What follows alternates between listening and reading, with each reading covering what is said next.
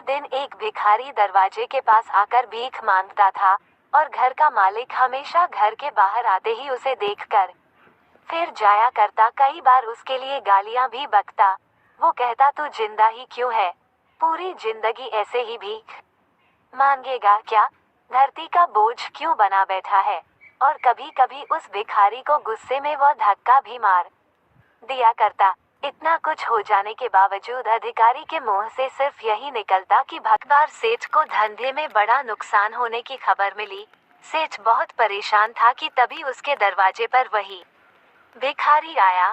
गुस्से में अपना आपा खोते हुए सेठ ने उस भिखारी को पत्थर दे मारा। पत्थर लगने के कारण भिखारी का सर फूट गया और उसके सर से खून बहने लगा। फिर भी दर्द से कराहते हुए भिखारी ने इतना ही कहा, भगवान तुम्हारे पापा को माफ करे। भिखारी वहां से चला गया। सेठ सोच में पड़ गए। भिखारी को पत्थर मारा फिर भी उसने सिर्फ प्रार्थना की।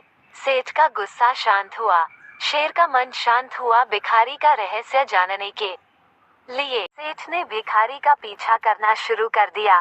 भिखारी जहाँ जहाँ जाता सेठ उसके पीछे जाता। सेठ ने देखा कि कोई उसको खाना देता, कोई उसको मारता, कोई अपमानित करता तो कोई गाली देता। लोग भिखारी के साथ चाहे जैसा व्यवहार करते, लेकिन भिखारी सबके लिए एक ही प्रार्थना करता, भगवान तुम्हारे पाप माफ करें। अब रात होने को आई थी। भिखारी अपने घर जाने के लिए लौटा। वो अपने घर पहुंच गया, लेकिन सेठ अब भी उसका पीछा कर ही रहा था। एक पुरानी टूटी हुई खटिया पर एक बूढ़ी औरत लेटी हुई थी, काफी कमजोर और बीमार लग रही थी। वह भिखारी की पत्नी थी। अपने पति को वापस आता देख वह खाट से उठ खड़ी हुई। पत्नी ने अपने पति के भीख वाले कटोरे में देखा, उसमें सिर्फ आधी बासी रोटी थी। उसे देखकर वो बोली, आज बस इतना ही मिला। और हाँ, आपके सिर से खून निकल रहा है, ये चोट कैसे लगी।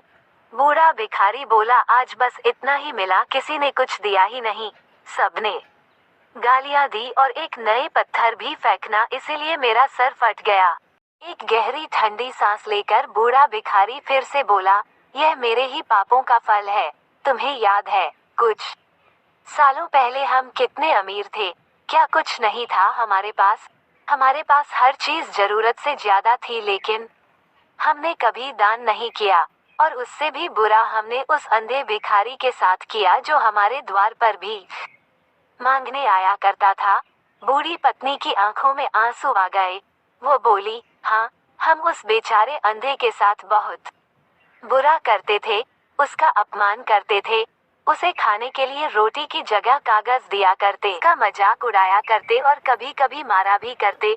मैंने कभी उसको रास्ता नहीं दिखाए। एक बार मैंने उसके मुंह पर मिट्टी भी फेंकी थी और वो हमेशा दुखी होकर यही कहता कि भगवान तुम्हें तुम्हारे किए की सजा देगा, भगवान तुम्हारे पापों की सजा जरूर देगा। उसका श्राप सच हुआ और हम इस दुख भरी जिंदगी में आ गए।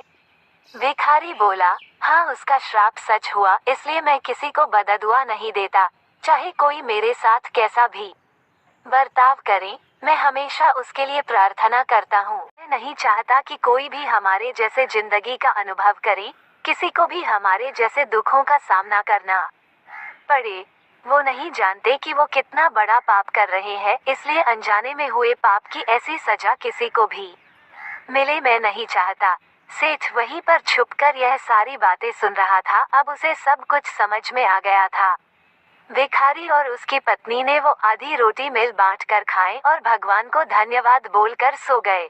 अगले दिन बड़ा भिखारी फिर से भीख मांगने गया। सेठ के घर के पास जाते सेठ ने पहले से गरम रोटी या उसके लिए निकाल कर रखी थी। उसे देते हुए सेठ विनम्रता से बोला, माफ कर दीजिए बाबा, उसे बहुत बड़ी गलती हो गई।